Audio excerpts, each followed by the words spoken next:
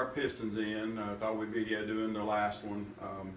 Any of you that watch motor stuff, this is no different than what anybody would do on any motor, but we're going to show you.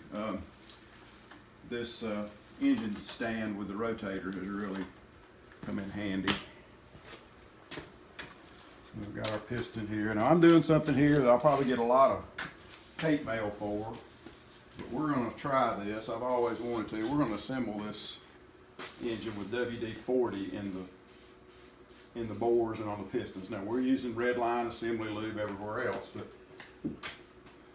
I just believe this will help the rings seat quickly, and I'm not the only one of that opinion. So this motor's kind of a Hail Mary anyway, so we're gonna try that. So Mr. Ben's already got our bearings in and got them lubed. And these go toward the cam.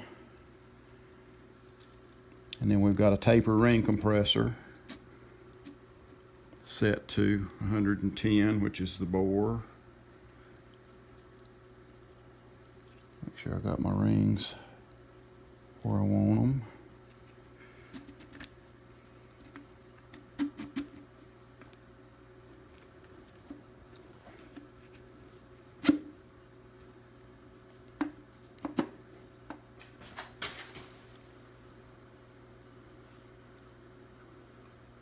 Rod protectors are hitting.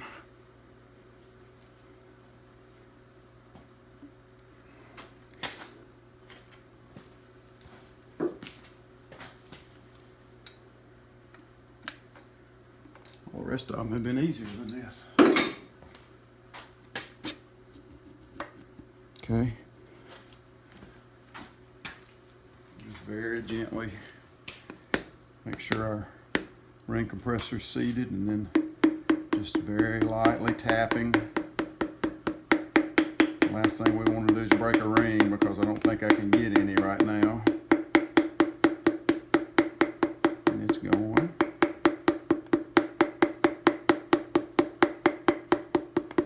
You can almost push these in.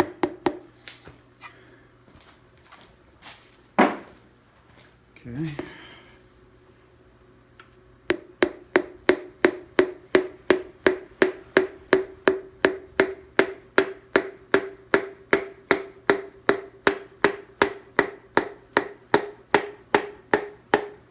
And I'm really tapping this easy. It sounds loud, but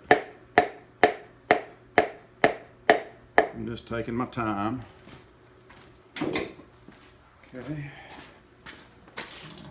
Roll it over.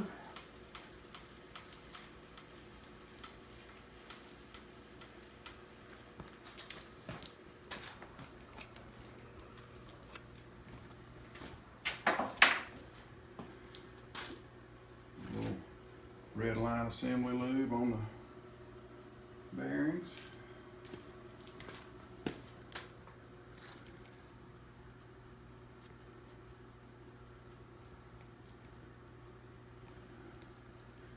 And you can always tell you got a fillet cut on the edge of the rod where you don't have on that side. That's always going to go next to your crank. That's a good way of checking in case you got something confused. We numbered everything when we took it apart.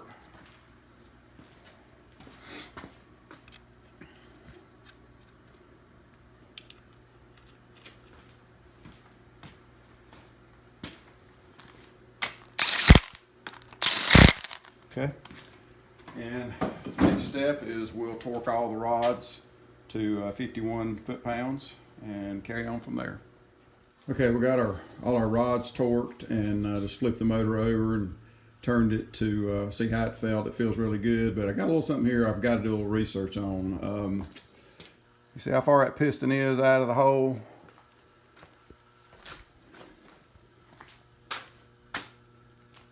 Best I can measure, somewhere around 40 thousandths, and of course these heads have no chamber. So I don't know, I got to do a little research and see. We only cut this block 6 thousandths. but I don't know the history of it. It appeared to be stock, untouched, but you never know, and that may be acceptable on these motors. I just don't know. The head gasket uncompressed measures 100, but again, I'm going to do some research and see. And there's actually a company that sells a head gasket for these with a thicker fire ring to help with the compression a little bit, and maybe ordering a set of those depending on what I find out on my research. So anyway, I just thought that was interesting. Of course, it's 22-to-1 compression. It's pretty much got to come out of the hole, but 40 seems a little much to me. But I'm new to diesels, so anyway, we'll see what we find out. Okay, I believe where we last left off, we were discussing the pistons being about 40 thousandths out of the hole, and did some research, and they can be 31 according to factory spec, and I've even heard some cases of people discovering them more than that, you know, factory motors. But we also looked into our head gaskets. We're using Felpro head gaskets, and they have a compressed thickness of, depending on who you believe, from 10 to 16 thousandths thicker compressed. They're supposed to be 76 thousandths compressed, and the stock gaskets were 60. So if I'm 40 out of the hole, a 76 thousandths head gasket, that doesn't bother me a bit on a motor that seldom sees 3600 RPM. We also checked the valve install depth with the heads flipped over, and to make sure that the valves were correctly recessed in the head, so we won't have any surprises as far as piston to valve clearance. And our machine shop did a great job on those. They were all well within spec, and you know, under what the minimum was. So we've got, you know, extra clearance there too. So should be good to go. We're gonna put it together and let it eat. Obviously, as you can see, we're that far along. I didn't film a lot today. I've spent most of the day cleaning parts, painting parts, and installing parts. Most of the day's been spent with an old cooler and some E85, which I've discovered makes pretty good parts cleaner, and it's cheap. So I've been washing diesel parts and cleaning and painting.